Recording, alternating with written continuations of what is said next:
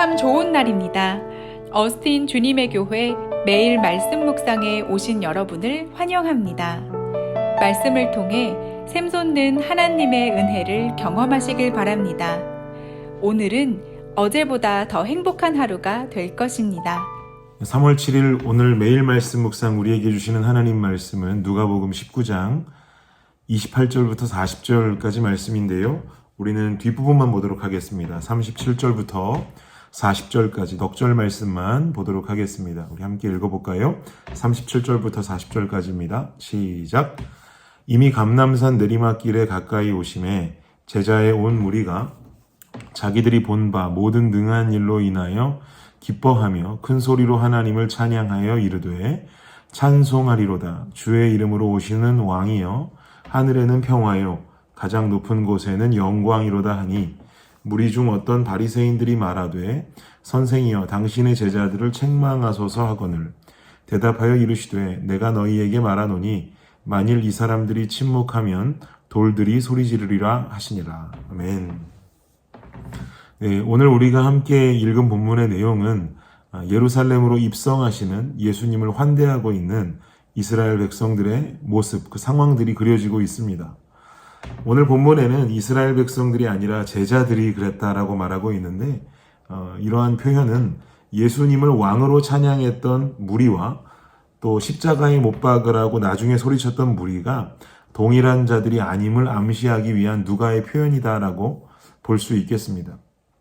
어쨌든 오늘 본문에는 이렇게 이스라엘 백성들, 무리들이 예수님을 어떻게 환대하는지를 구체적으로 말하고 있지는 않지만 다른 복음서 기록에 의하면 종려나무 가지를 흔들면서 호산나 호산나라고 외치면서 예수님을 환대했던 것을 우리는 잘 알고 있습니다.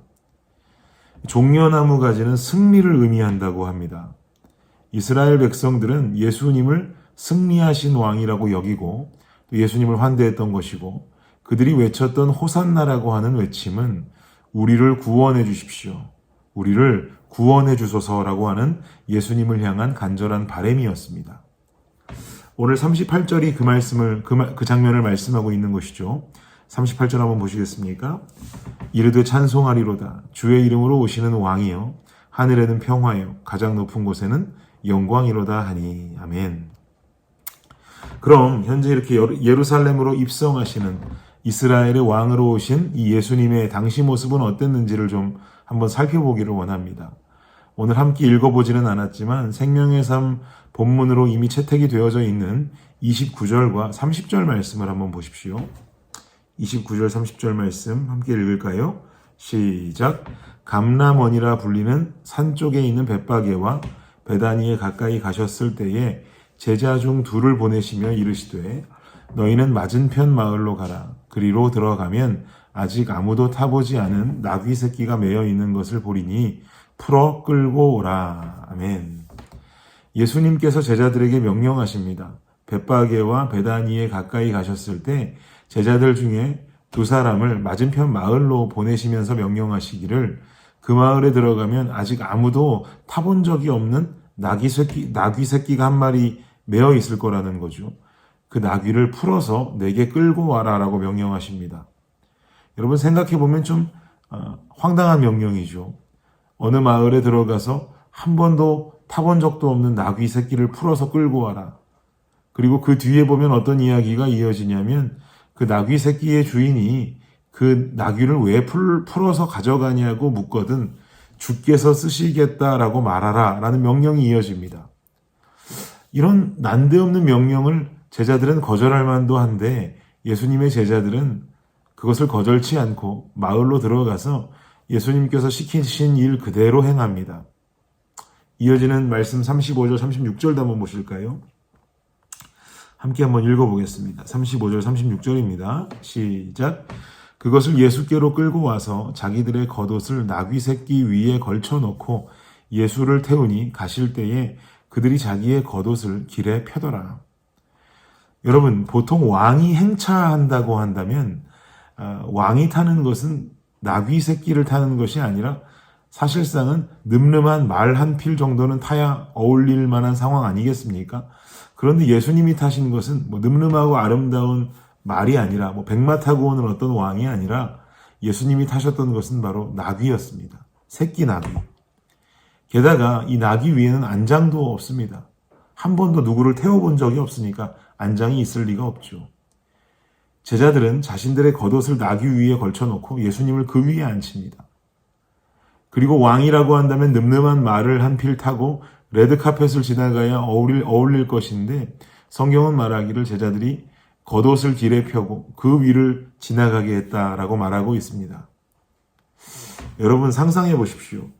그야말로 초라하기 짝이 없는 행세가 아닙니까? 이게 무슨 왕의 행차입니까?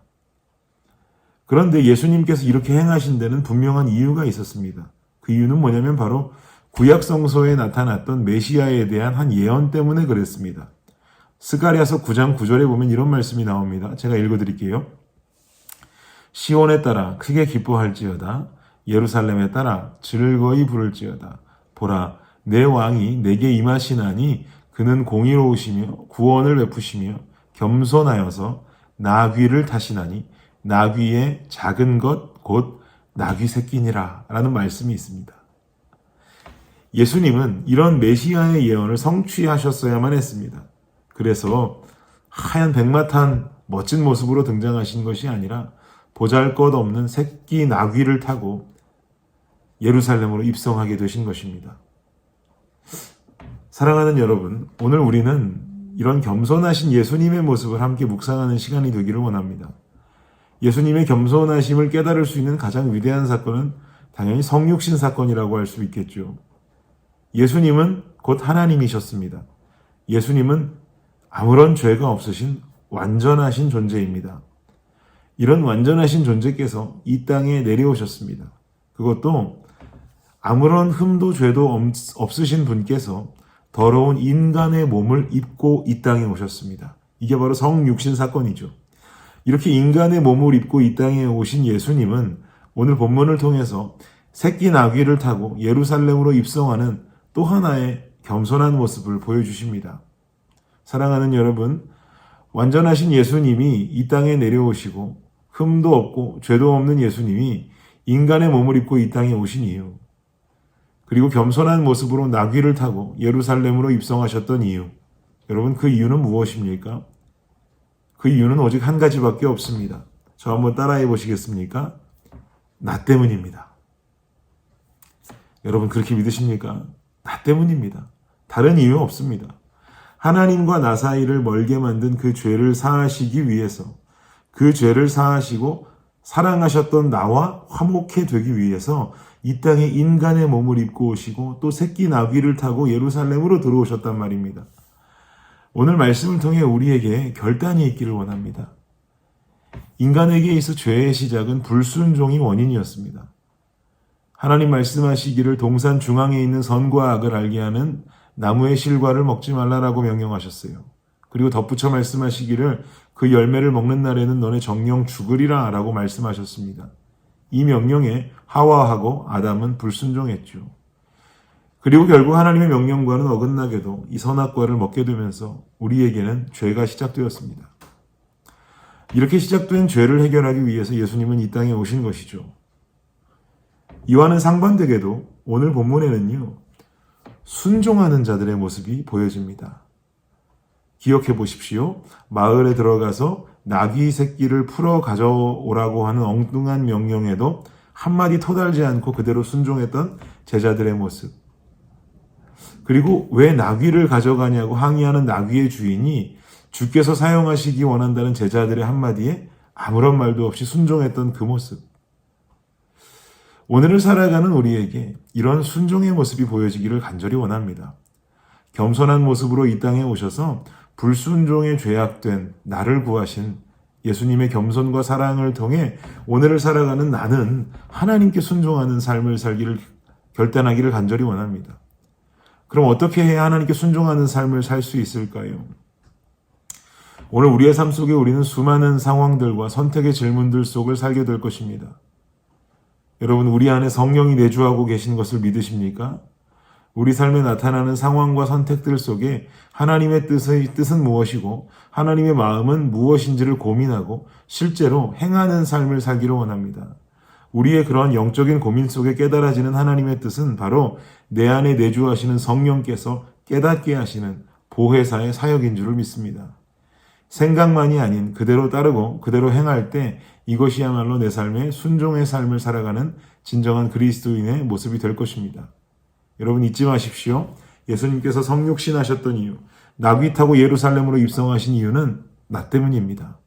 그 은혜를 입은 내가 내 삶을 통해 살아내야 하는 모습은 바로 과거의 불순종 모습이 아니라 순종의 모습인 줄을 믿습니다.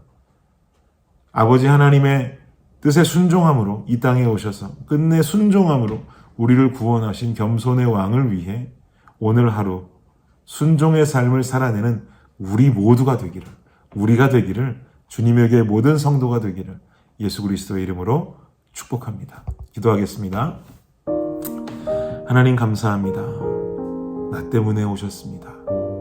하늘 영광 버리고 이 땅에 오셨던 예수 그리스도, 당신은 진정한 왕이십니다.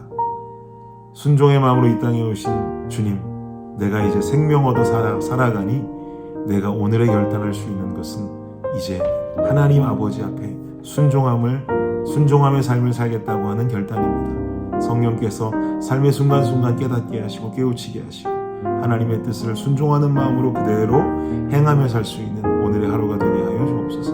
예수님의 이름으로 기도합니다. 아멘.